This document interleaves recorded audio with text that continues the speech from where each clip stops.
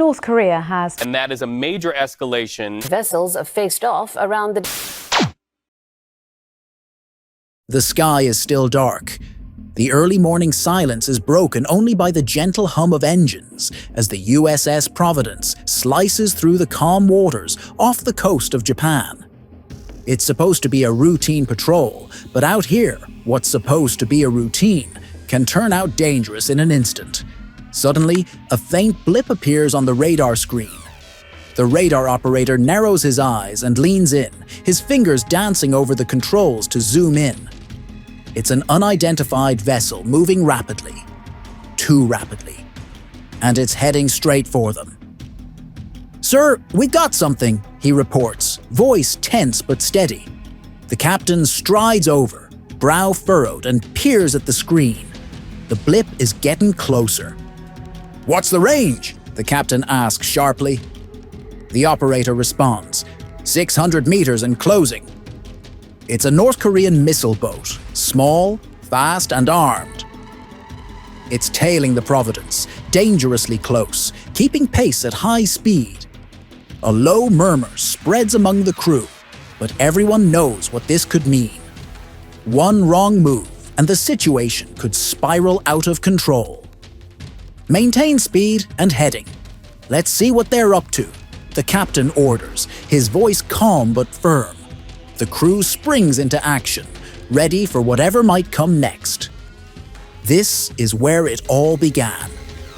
But no one could have predicted just how tense this encounter would become.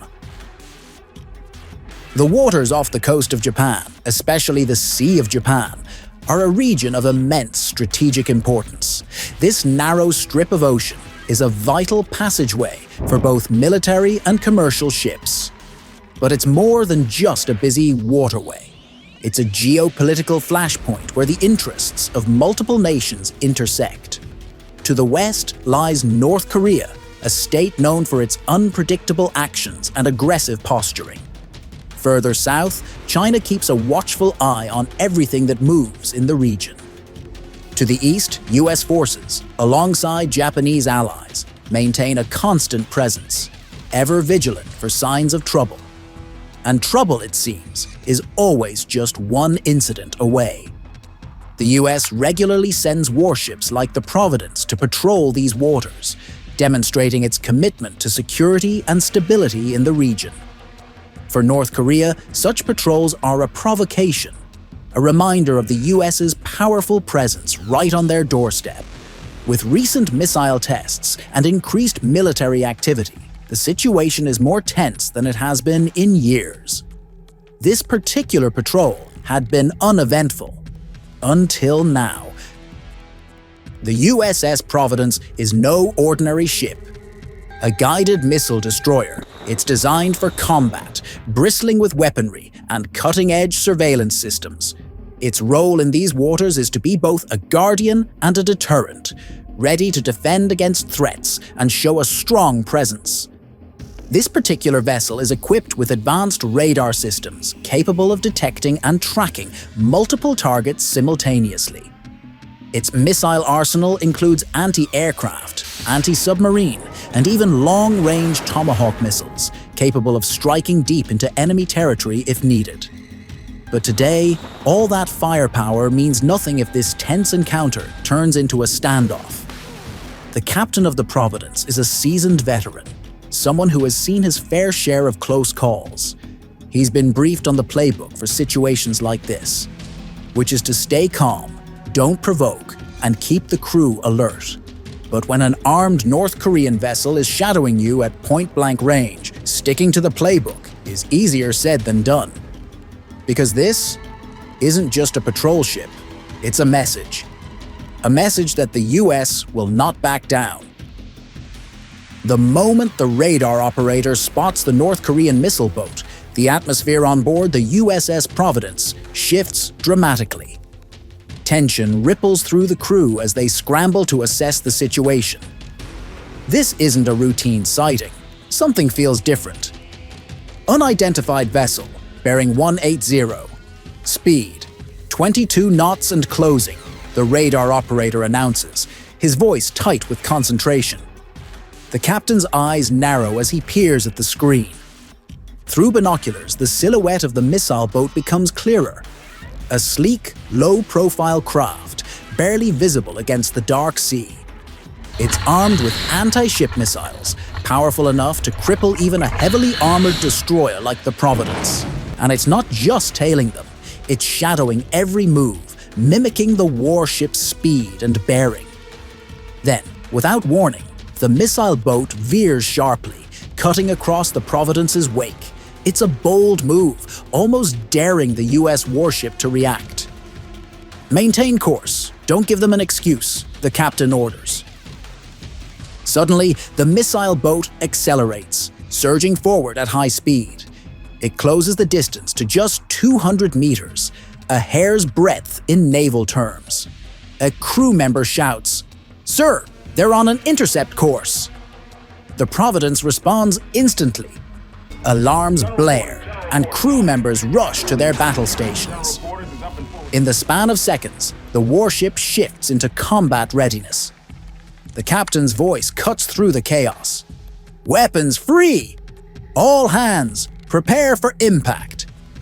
The missile boat swerves hard, now directly abeam of the Providence. It's a dangerously close maneuver, almost as if it's planning to ram the US ship. For a moment, everything hangs in the balance. Another crew member asks, "What just happened? Why'd they back off?" "Captain, don't relax. They're not done." The North Korean boat idles for a few moments, almost as if contemplating its next move. Then, just as abruptly as it arrived, it turned and began to retreat, heading back toward North Korean waters.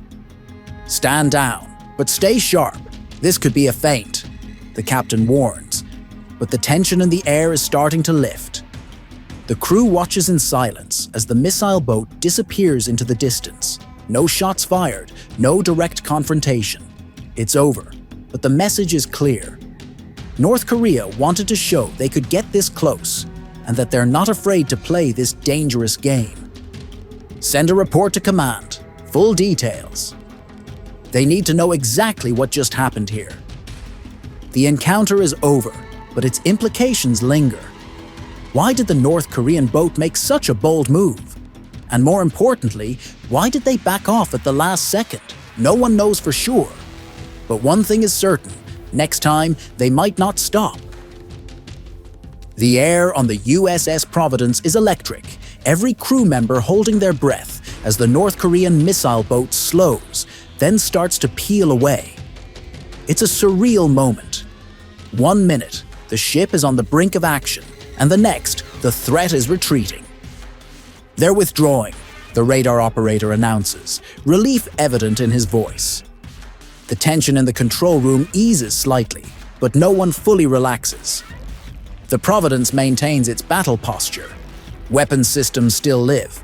Crews still at their stations, tracking the missile boat's every move. The North Korean vessel continues its slow withdrawal, deliberately maintaining a course that takes it just beyond Providence's immediate firing range. Even in retreat, it's a calculated maneuver, one that says, "We're leaving, but we're not afraid of you." The captain watches intently. He knows better than to assume the danger has passed. There's always the chance this is a trick, a tactical move to draw the Providence off balance. "Keep all sensors on them. If they so much as blink in our direction, I want to know," he orders. The missile boat lingers on the radar for a few more minutes, then disappears completely. It's over. The captain shakes his head slightly.